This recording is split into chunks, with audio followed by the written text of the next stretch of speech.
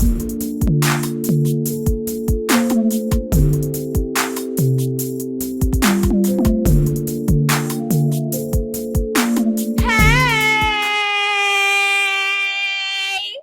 doing? How you doing? Oh, how are you? It's so good to see you back in the Chaotic Kitchen. If you're new here, hey, my name is Mickey, and today we're going to be doing a little 1-2. So stay tuned. Get all your materials out now because we're going to get started very soon. So recently, I've been doing plant-based recipes, and I know some of y'all might be like, Where is the real food? Where are the greens? Where's the fat? Where's the this? Where's the that? I feel you. I've been on this fruits and veggies kick for a few weeks now, and I can honestly say I have not gotten tired of it yet. Like, there are so many different recipes and different possibilities that you can make with just fruits and vegetables. So I've been playing around with a few of them and just trying to see what I can come up with. Without further ado, we're going to go ahead and hop into today's recipe. It contains a vegetable that I've never even heard of, let alone tried. So I'm excited to try it, a little bit nervous, but we're going to see and we're going to work it out together. Today, we're going to be trying a stuffed delicata squash. Now, this is something completely different to me. I'm really not a squash girly. And I think that as the fall time approaches, I kind of just want to broaden my horizons a little bit more. So, like I said, we're going to be trying this together. I have my delicata squash. I also am going to throw in some kale, some roasted corn. I'm not roasting corn. It's just regular corn.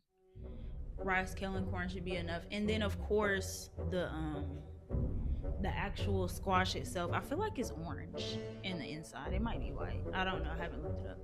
So anyway, so in this recipe, I'm going to be using a little bit of kale, some rice, and also I'm going to throw a little bit of corn in there too for some color.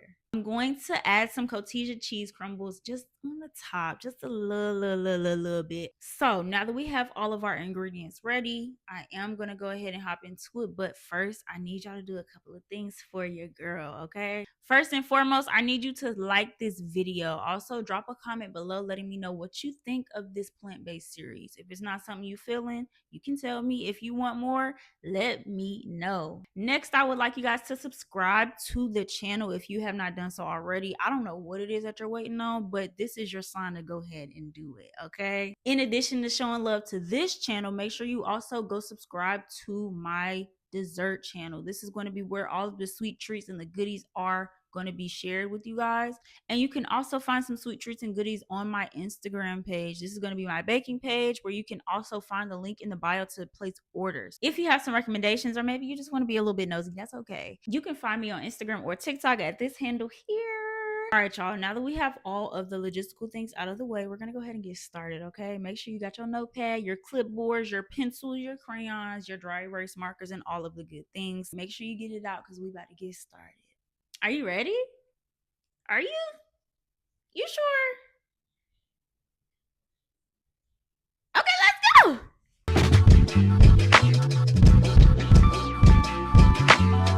All right, y'all. So to begin, we are going to start by cutting our delicata squash. Now, I scrubbed this down with the Scrub Daddy just because I didn't know what was on the outside of it. And apparently, you can eat the whole squash. Like, you don't have to just eat the flesh. You can also eat the skin. So I made sure to get all the dirt and grime off of there. And then I dried her off. We're going to cut her in half, split down the middle. And we are going to gut her. Unfortunately, the guts got to go. Now, I'm pretty sure if you wanted to, you could possibly like save it and like repurpose it, use it in another dish or something, but I didn't see the need to, so I just left it. But of course, y'all already know what I'm about to say. Everybody together now. You do what you want in your kitchen. Wonderful, wonderful. I'm so glad we're all on the same page. Once you slice your delicata in half, you are going to turn your oven on to 400 because we are going to roast this bad boy. I'm going to season it with a bit of oil, and then I'm also going to do some salt and pepper. Give that a nice little rub down, and then it's going to go in the oven for at least 45 minutes on 400, and then we'll check back on it in a little bit.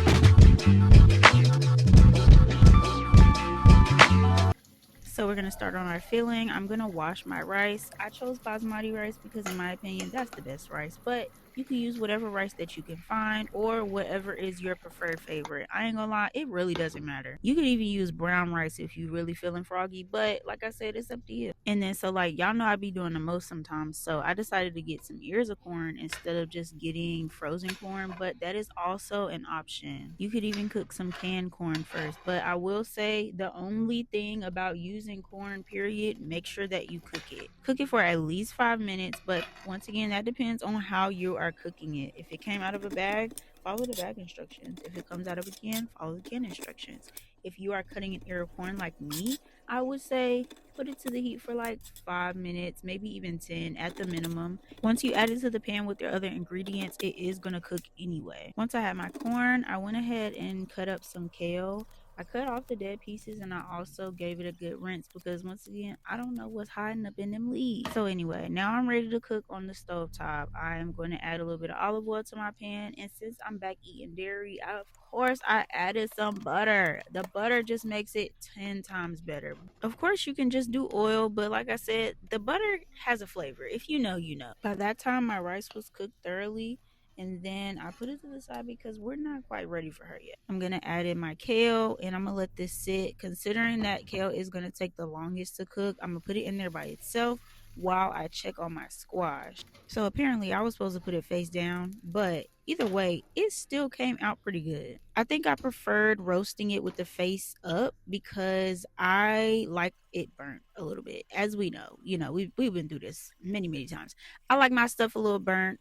So I like that little toasty look that it has, and then it also kind of add a little bit more flavor. But you won't really know if you ain't really tasted no delicata for real. So my kale is cooking. I'm going to move it to the side so that I can add my corn. Of course, I'm going to add more butter because the butter is doing its job in this dish. Okay. Butter that down. I'm going to add my corn in here and then we're going to season it with the seasonings on the screen. Now, this does not have a specific flavor profile, but I will say I think it was really good with a little bit of spice with that chili powder. Of course, you have your basics, onion and garlic, and then you also can do like a little bit of like maybe basil or even thyme. I think thyme would be really really good in this too, but once again, it's whatever type of profile that you're going for. I also did season my rice when it was cooking, so I did not need to season that again, but it's going to get seasoned either way once I mix everything in. So I'm going to mix this stuff up, give it a nice little toss, make sure everyone knows each other pretty well, and then I'm going to let it sit for a little bit just so that all of my ingredients can like just cook a little bit longer. I don't want my rice to be mushy. I kind of want it to be nice and like firm, I guess, like a fried texture, but it might not happen just considering I am adding like the squash in here. I would say though that this is a pretty nice combo of items. I think they complement each other really well. The sweetness of the corn, the like slight crunch of the kale, the nice grainy texture of the rice, and then the squash is like really really soft. This was a perfect combination. I read recipes where people were adding like walnuts, but I'm not nope. I would have possibly thought of using something to like maybe add a little crunch, but I couldn't really think of anything. What would you put as a crunch in this? What do y'all think would be a good crunchy additive for this dish? Let me know in the comments. So once my filling was finished, I went ahead and put it in my squash, and then I am going to top it off with a little bit of cotija cheese. I love cotija. Oh my god, I don't even know if that's how you say it, but that's up there with my favorite cheeses. Now you can do whatever kind of cheese you want. I saw some people doing feta. I'm not a feta girly, so whatever cheese you feel like would be best, put that on top, or do it no cheese. It's up to you.